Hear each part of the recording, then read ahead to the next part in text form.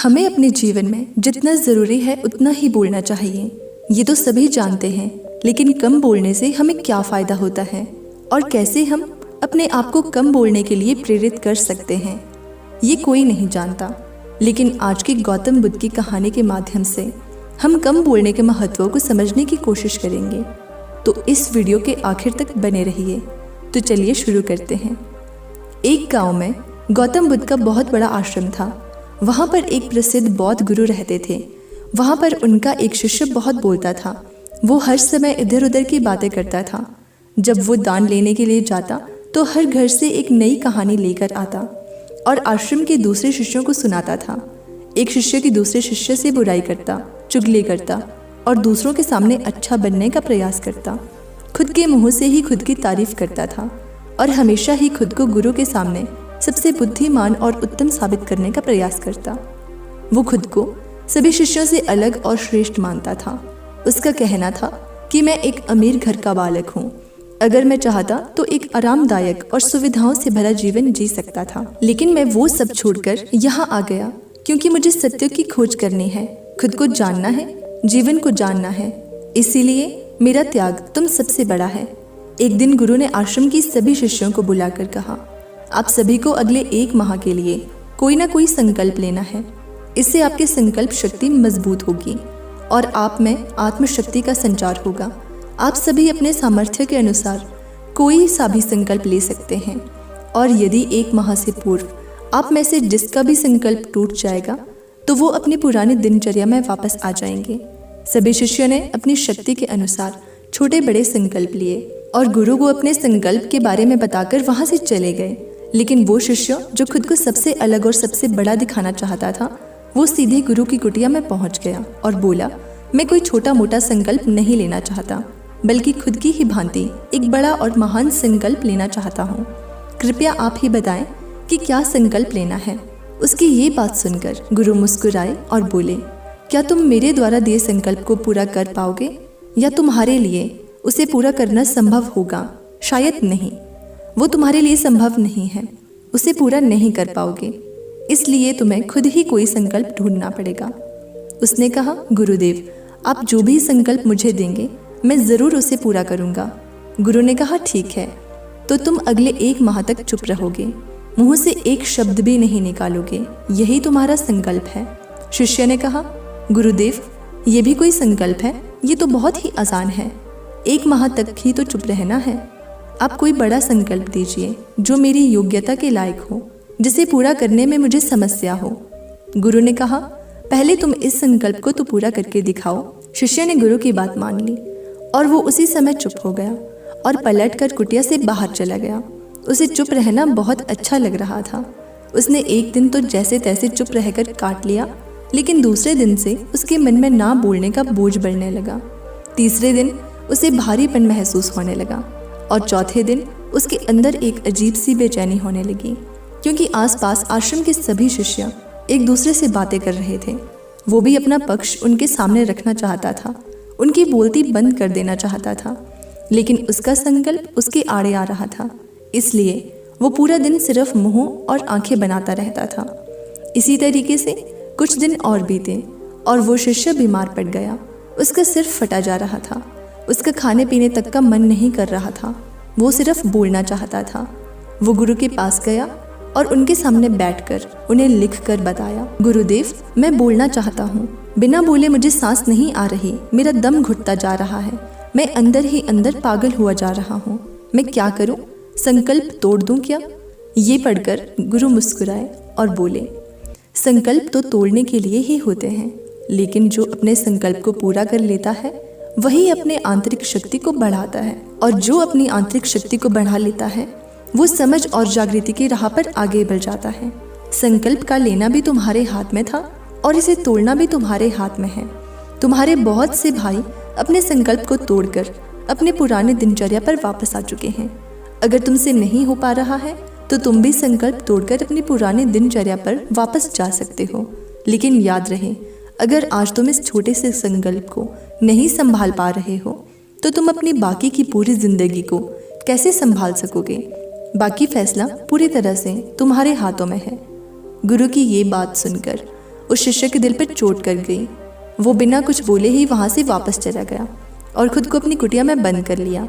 वो केवल अपने ज़रूरी कामों के लिए ही कुटिया से बाहर निकलता, बाकी सारे समय कुटिया के अंदर ही बैठा रहता। 15 दिन बीत चुके थे और आश्रम के लगभग सभी शिष्यों का संकल्प अब तक टूट चुका था, लेकिन उसका संकल्प अभी भी जारी था। संकल्प लेने के बाद से अब तक उसने एक शब्द भी नहीं बोला था। सारा आश्रम हैरान रह गया था कि इतना बोलने वाला इंसान चुप कैसे हो गया। 15 दिन बीतने के बाद वो दोबारा अपने गुरु के पास गया और लिख कर बताया, गुरुदेव, मैं बाहर से तो चुप हूँ, लेकिन मेरे भीतर बहुत सारी आवाज़ें हैं, बहुत सी चीज़ें और शिकायतें हैं। मैं अंदर ही अंदर बात करता रहता हूँ। मेरा मन तरह तरह के प्रश्न पूछता रहता है। मैं बाहर से जितना मौन हूँ, भीतर से उतना ही शोर शराबे से भरा हूँ। क्या इस तरह से मेरा संकल्प अभी भी जारी है? गुरु ने कहा, हाँ, तुम्हारा संकल्प अभी भी जारी है, लेकिन जब तक लोगों की ये आवाज़ें तुम्हारे कानों में पड़ती रहेंगी, तुम्हारा मन बोलता रहेगा, क्योंकि इससे तो आदत है बोलने की। तुम भले ही बाहर से चुप रहो, लेकिन तुम अंदर ही अंदर बोलते रहोगे। तुम्हें इन बातों से, इन आवाज़ों से दूर जाना पड़ेगा। शिष्य गुरु को प्रणाम कर वहाँ से चला जाता है और सुबह होते ही अपनी कुटिया छोड़कर जंगल की तरफ चला जाता है। कई दिन बीत जाते हैं, संकल्प का समय भी पूरा हो जाता है, लेकिन शिष्य लौटकर नहीं आया। आश्रम में सभी को डर था कि कहीं जंगली जानवरों ने उसे खा न लिया हो। उसे ढूंढने की बहुत कोशिश की गई, लेकिन वो कहीं नहीं मिला। सभी गुरु भाइयों ने मान लिया था कि जंगली जानवरों ने अपना शिकार बना लिया होगा, लेकिन गुरु को ऐसा नहीं लगता था। एक दिन आश्रम का एक अन्य शिष्य गुरु के पास आया और बोला, गुरुदेव, हमारे उस अधिक बोलने वाले भाई के साथ क्या हुआ होगा? क्या जानवरों ने उसे मार दिया होगा?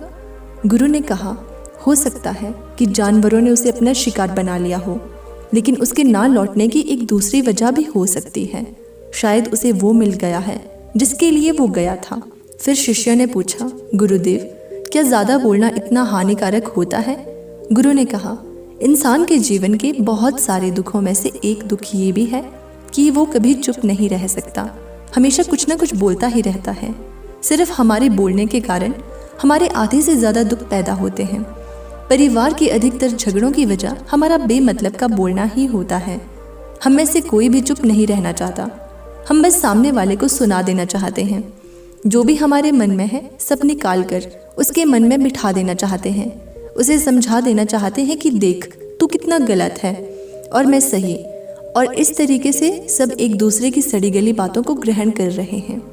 इस तरीके से सुनने और सुनाने का ये काम जिंदगी भर चलता रहता है। लेकिन इस नासमझी में हम अपना समय, अपना जीवन और सबसे महत्वपूर्ण पल जो जिए जा सकते हैं, जिनको अनुभव किया जा सकता है, जिनमें आनंद को प्राप्त किया जा सकता है, ये सब खो देते हैं।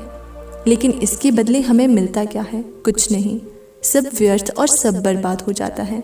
इस पागलपन में हमने क्या खो दिया, इसका एहसास केवल कुछ ही लोगों को पता हो पाता है। बाकी लोग जैसे उन्हें अपने आने का पता नहीं होता, वैसे ही उन्हें अपने जाने का भी पता नहीं चल पाता। शिष्य ने कहा, तो फिर इसका समाधान क्या है? गुरु ने कहा, पूरी जागरूकता के साथ अपने विचारों को देखना, यही एकमात्र तरीका है। सारी मानसिक समस्याओं का वर्तमान में रहकर चिंतन करना, पूरी जागरूकता के साथ अपना काम करना जिंदगी में चमत्कारिक बदलाव ला लेता है। उसके बाद वो शिष्य गुरु से उत्तर पाकर उनको प्रणाम करके वहाँ से चला गया। उस शिष्य को आश्रम छोड़कर 3 महीने का समय बीत चुका था, लेकिन उसकी कोई खबर न थी। अब तक तो सभी गुरु भाइयों ने भी उसके वापस लौटने की उम्मीद छोड़ दी थी, लेकिन एक दिन वो आश्रम लौट आता है। उसे देखकर सभी के आश्चर्य और खुशी का ठिकाना ना रहा। लेकिन अब वो नहीं था जो यहाँ से गया था। वो कुछ और ही बनकर वापस आया था। उसके अंदर एक गजब का बदलाव महसूस किया जा सकता था। उसके चेहरे पर एक गजब का ठहराव और आंखों में बड़ी शांति थी। आश्रम में आते ही सभी गुरु भाइयों ने उसे चारों तरफ से घेर लिया और बातें करने लग गए। वो भी अपने गुरु भाइयों से बातें करने लगा। उसे बात करने वाले सभी ने ये अनुभव किया कि वो अब पहले जैसा उतावला और बातूनी नहीं रह गया था। उसके मुंह से एक एक शब्द बहुत ही सुलझे हुए और मधुरता के साथ निकल रहे थे। थोड़ी देर तक गुरु भाइयों से बात करने के बाद वो सीधा गुरु की तरफ चला गया। उसने गुरु के चरण छुए और कहा, गुरुदेव, क्या मैं अभी भी मौन हूँ? क्या अभी मेरा संकल्प जारी है? गुरु ने कुछ देर तक शिष्य की आंखों में बड़े ध्यान से देखा और कहा, हाँ, तुम अभी भी मौन हो। तुम्हारे मुंह से एक भी शब्द निकल नहीं रहा और तुम्हारा संकल्प अभी भी जारी है।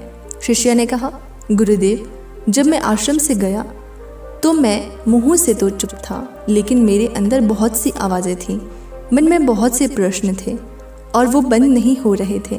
तो मैं जंगल में चला गया इस उम्मीद से कि वहाँ मुझे शांति मिलेगी और मेरे मन की बकबक कम हो जाएगी। लेकिन मैं जितना एकांत में जाता गया, मेरे अंदर की आवाज़ उतनी ही तेज़ होती गई। मेरे भीतर के पुराने से पुराने आवाज़ मुझे सुनाई देने लगी थी। तब जाकर मैंने महसूस किया कि मैं कितना गलत कर रहा था। जब मैं अपने परिवार वालों, दोस्तों को और गुरु भाइयों को बुरा भला कहता था तो उस समय मुझे लगता था कि मैं सही कर रहा हूँ।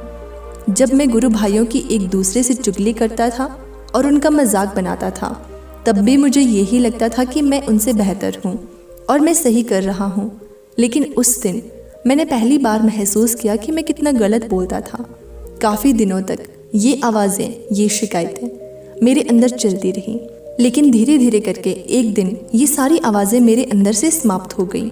अब मैं भीतर से भी मौन हो गया हूँ। उस घने जंगल में बाहर से कोई बोलने वाला नहीं था और भीतर कोई आवाज़ बची नहीं थी और मैं उस दिन पहली बार मौन का सही अर्थ समझा था। मेरे चारों तरफ बहुत शांति थी। हालांकि अभी भी कुछ आवाज़ें आ रही थी जो पहले भी आती थी, लेकिन मैं उन्हें सुन नहीं पाता था। पर अब वो सभी आवाज़ें मुझे स्पष्ट रूप से सुनाई दे रही थीं। हवा के चलने की आवाज़, चिड़ियों के चहकने की आवाज़ और पानी के बहने की आवाज़, ये सभी आवाज़ें मैंने पहली बार पूरे होश पूर्वक सुन। अपने चारों तरफ इतनी शांति मैंने पहले कभी महसूस नहीं की थी। तो इस शांति को भंग करने के लिए मैंने पहली बार अपने मुंह से कोई शब्द निकाला। मैं चिल्लाया, हे ईश्वर, ये कैसी शांति है? सभी कुछ इतना शांत क्यों है? ऐसा क्या हो गया है? लेकिन मेरे चिल्लाने के बाद भी वो शांति भंग नहीं हुई। सब कुछ पहले के जितना ही शांत था, बाहर भी और भीतर भी। हे गुरुदेव, मैंने अपने गुरु भाइयों से बात की, मैंने आपसे बात की। मैं बोल रहा हूँ, मैं चल रहा हूँ, मैं सब कुछ देख रहा हूँ, लेकिन मैं अपने भीतर एकदम एकांत में हूँ, मौन में हूँ। भीड़ में होता हूँ तब भी भीतर से अकेलापन महसूस होता है। जब मैं खुद में भी शोर करना चाहता हूँ तब भी एकांत में ही होता हूँ। अब सब दिखाई पड़ने लगा है, सब सुनाई पड़ने लगा है। गुरु ने कहा, जब तक हम बाहर की तरफ बोलते रहेंगे भीतर अशांति ही रहेगी, लेकिन जिस दिन हम भीतर की तरफ मुड़ जाएंगे तब हमारे मुंह से कुछ भी निकलेगा, हम शांत ही रहेंगे। दुनिया में जितनी भी बुराइयां हैं ज़्यादातर हमारे बोलने से ही उत्पन्न होती है, क्योंकि हम चुप रहना नहीं चाहते। हम जितनी ज़रूरत है उसे कहीं ज़्यादा बोलते हैं। हम सामने वाले को सुनना नहीं चाहते, बल्कि उसकी बोलती बंद कर देना चाहते हैं। उसे समझा देना चाहते हैं कि मैं कौन हूँ, मैं क्या कर सकता हूँ, और यही हमारी ज़िंदगी का मकसद बनकर रह जाता है। हमारी सारी ऊर्जा इस व्यर्थ के बोलने में बर्बाद होती रहती है। ऐसी ही समझ में लोगों का जीवन दुखों से भर जाता है, जो हमेशा एक दूसरे को सुनने में लगे रहते हैं। कभी एक दूसरे को सुनना नहीं चाहते, समझना नहीं चाहते, और चुप रहना तो उन्होंने कभी सीखा ही नहीं, क्योंकि चुप रहना उन्हें छोटा महसूस करवाता है। दुनिया की सभी लड़ाइयों का कारण हमारा बोलना ही है, इसलिए हमें सिर्फ उतना ही बोलना चाहिए जितना ज़रूरी हो, क्योंकि व्यर्थ का बोलना ऊर्जा को नष्ट करना है, और ये बोलना ही हमें कभी अपने भीतर की ओर लौटने नहीं देता, क्योंकि ये हमें बाहर की ओर खींच कर रखता है, और बाहर है ही क्या इस संसार के अलावा। लेकिन अगर अपने भीतर के संसार की ओर मुड़ना है तो इस मुंह को बंद ही रखना चाहिए। इसलिए जितने भी बुद्ध हुए, आत्मज्ञानी हुए, वो सभी एकांत की ओर भागे, ताकि उन्हें ज़्यादा ना बोलना पड़े, ज़्यादा सुनना ना पड़े, ताकि वो एकांत में रहे और शांत रहे। इसलिए आसानी से भीतर की यात्रा कर पाए। लेकिन अगर कोई चाहे तो इस संसार में रहकर भी एकांत में रह सकता है और शांत रह सकता है और स्वस्थ रहे। लेकिन इसके लिए उन्हें अपनी ऊर्जा बचानी होगी, लोगों को अच्छी जिससे वो अब तक अपने व्यर्थ के शब्दों में बर्बाद कर रहे थे। कमेंट करके बताना। इस कहानी की सीख यही है कि व्यर्थ का बोलना ऊर्जा को नष्ट करना है। ज़्यादा और व्यर्थ बोलना ही हमें अपने भीतर की ओर लौटने नहीं देता, क्योंकि ये हमें बाहर की ओर झुकाए रखता है, और जिन्हें भीतर की यात्रा करनी है उन्हें अपने मुंह को बंद ही रखना चाहिए। तो आज की ये कहानी आपको कैसी लगी कमेंट सेक्शन में बताना, और वीडियो को लाइक करना, चैनल को सब्सक्राइब करना और इस वीडियो को अपने दोस्तों के साथ भी शेयर करना। मिलते हैं अगली कहानी में, तब तक के लिए अपना ख्याल रखिए।